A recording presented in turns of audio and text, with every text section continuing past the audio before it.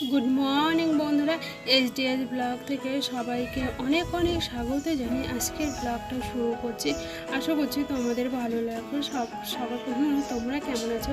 আশা করছি ভালো আছো, আর আমিও ভালো আছি। দেখো দেখো সকাল সকাল ঘুম থেকে উঠে খাওয়া দাওয়া করে চলে এসেছে মাছ ধরতে। এটা আমাদের ছোট পুকুর, আর আগের ব্লগে দেখেছিল তোমাদের ওটা বড় পুকুর। আমাদের ওটা বড় পুকুর আর এটা ছোট, মানে এটাতে পাট যে কাটে, মানে ডোবানোর জন্য, মানে জাগ দেওয়ার জন্য। তোমাদের ভাষায় কী বলে জানি না, আমাদের ভাষায় কিন্তু জাগ দেওয়া বলে। আর ওখানে দেখলে তোমরা কতগুলো মাছগুলো প্রথমে ধরা হয়েছিল, অতগুলো মাছ প্রথমে উঠেছিল, আর আবার পরে কি বলে জাল টানছে। আর একটু যদি ওঠে, না হলে পাট জাগ দিলে কি বলে তো মাছগুলো না সব মরে যাবে। তাও কিন্তু এটা তো পরে ভয়েস দিচ্ছি, তাই জন্য জানি পাট জাগ দেওয়ার সঙ্গে সঙ্গে কিন্তু 3টে মাছ মরেও গেছিলো, বড় বড় 3টে মাছ। আর সব মাছ তো এতটা জল, আর সব মাছ তো উঠবে না জালে। আর আমরা তো সবাই এসছি, দেখো এখানে ভিড় করছে। আর এই যে পাটগুলো দেখতে পাচ্ছ, এগুলোই কিন্তু দেবে। আর এগুলো দিলে কিন্তু জল পুরো কালো হয়ে যাবে। আর আমরা যারা পাট জাগ দেবে তারাই কিন্তু মাছটা ধরে দিচ্ছে, আর আমি এমনি দেখতে এসেছি। মানে মাছগুলো নিয়ে যাবো, আর এতগুলো তো মাছ খাওয়া যাবে না, তার জন্য মানে জলের মধ্যে রাখা হয়েছিল জ্যান্ত করে। কিন্তু বিকেল হতে হতে মাছগুলো কিন্তু মারা যাচ্ছিলো। তখন কিন্তু আবার বিকেলবেলা বাবা বাজারে নিয়ে গেল। আর অত মাছ খাওয়া যাবে না, ভাবছিলাম কি জ্যান্ত করে করে মাছগুলো খাওয়ানো হবে, কিন্তু না, খাওয়ানো যাচ্ছে হবে না, জ্যান্ত থাকবে না। এগুলো যদি জিওল মাছ বলে না, জিওল মাছ, ওগুলো যদি হতো, যেমন শিং, কানজ, মাগুর, ট্যাংরা, কই, এগুলো যদি হতো তাহলে কিন্তু জ্যান্ত থাকতো। আর 3টে শিঙি মাছ পেয়েছিলাম, সেগুলো জ্যান্তই রেখেছিলো, কয়েকদিন পর খাওয়া হয়েছিল। আর এখানে বুনু কি যেন বলছিল, আর আমরা হাসাহাসি করছিলাম সেটাই। আর আমি রোদে না তাকাতে পারছি না, খুব একটা রোদ নেই, কিন্তু তাও এখানে চোখ মানে পুরো খুলে তাকানো যাচ্ছে না। এখানে দেখো মাছ ধরছে সবাই মিলে, আমরা 4 বোনে এসে, মা এসছে, বাবা এসছে, শুধু ছোটো মাই আসেনি।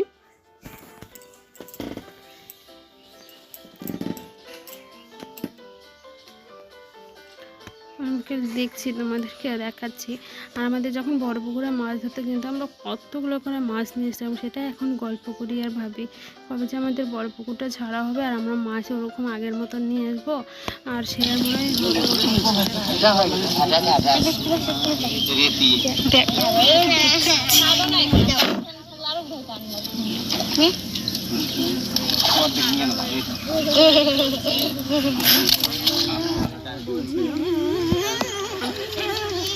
বাবা এখানে উঠবে, তাই জন্য ট্রেনে উঠানো হচ্ছিল।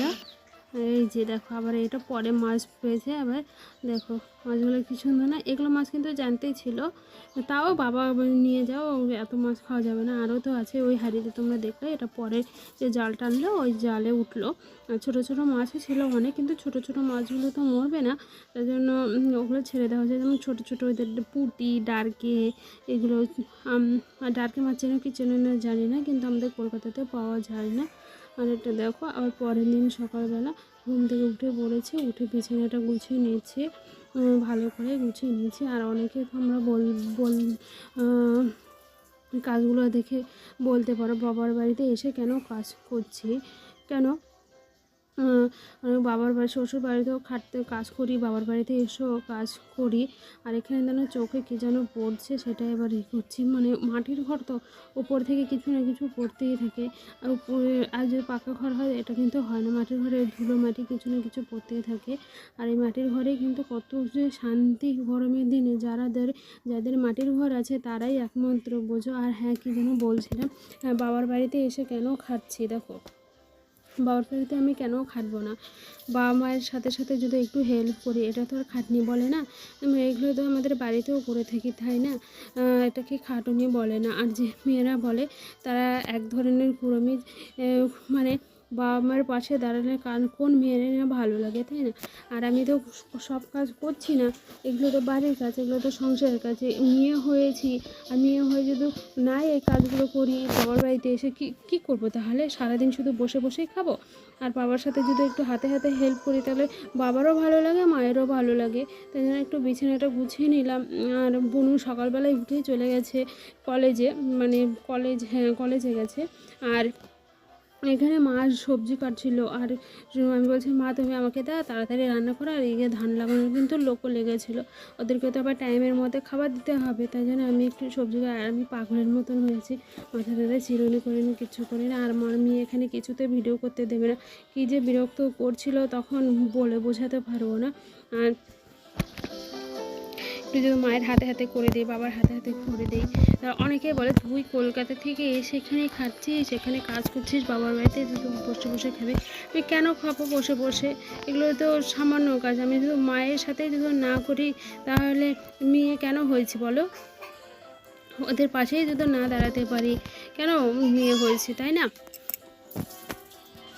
সবাই বলে তা আরও দেখো ভিডিওটা তাহলেই বুঝতে পারবে।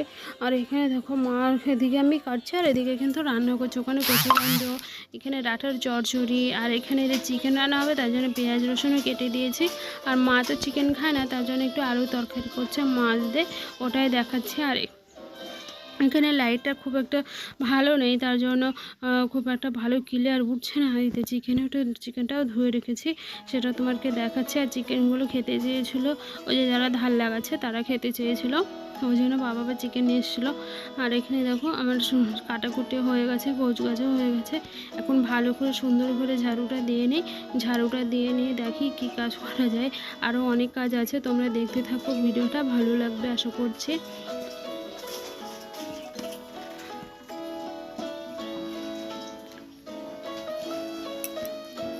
আর আমি এদিকে ভয়েস দিচ্ছি আর আমার মেয়ে কিন্তু এদিকে চান করছে।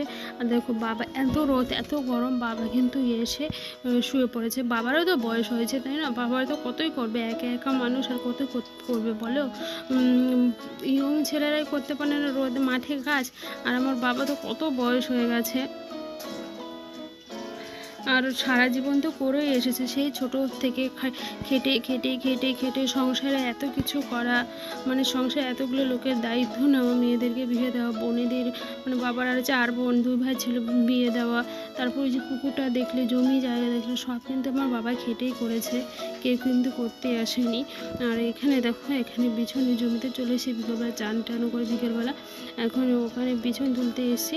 আর এটা দেখে অনেকেই কমেন্ট করবে তুই কেন এসব কাজগুলো করছিস, তোমাদেরকে তো আগেই বললাম বাবা বাড়িতে এসে বাবার পাশে দাঁড়াতে তো পারবো না, কয়েকদিন আছি, করি না, করলে তো কোনো ক্ষতি নেই, আমার তো মান সম্মান যাচ্ছে না। আর আমার এখন নিজের কাজ করব, নিজের বাবার বাড়িতে এসে কাজ করবো, কিসের আবার মান সম্মান, তাই না? আর যেখানে ছোট থেকে বড় হয়েছি, যেই কাজগুলো পারি সেগুলো কেন করব না, এখন বিয়ে হয়েছে বলে আর করবো না? তার জন্য কিন্তু এখানে বিছানা তুলতে চলে এসেছি। কালকে ধান লাগাবো, বিকেলবেলা তুলে রাখলে কিন্তু ভালো হয় ধান লাগানোর জন্য, ওই জন্য।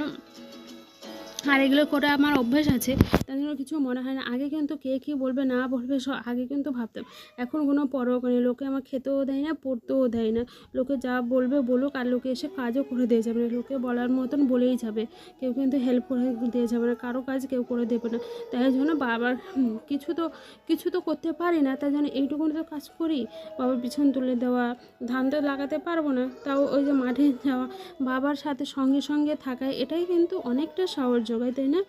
আর কতই করবে একটা মানুষ, কতই করবে, করছেই তো সারা দিনে সারাটা দিন কিন্তু পরিশ্রম করেই যাচ্ছে। আর এখানে দেখো রামধনুটা কি সুন্দর বেরিয়েছে, সেটাই তোমাদেরকে দেখাচ্ছে। আর এতগুলো বিছন তোলা হয়ে গেছে, আমরা 4 জনে মিলে তুলেছি, এগুলোই কালকে হয়ে যাবে। চলো বন্ধুরা, ভিডিওটা এখানে রাখছি, বাই, ভালো থেকো, সুস্থ থাকো, টাটা।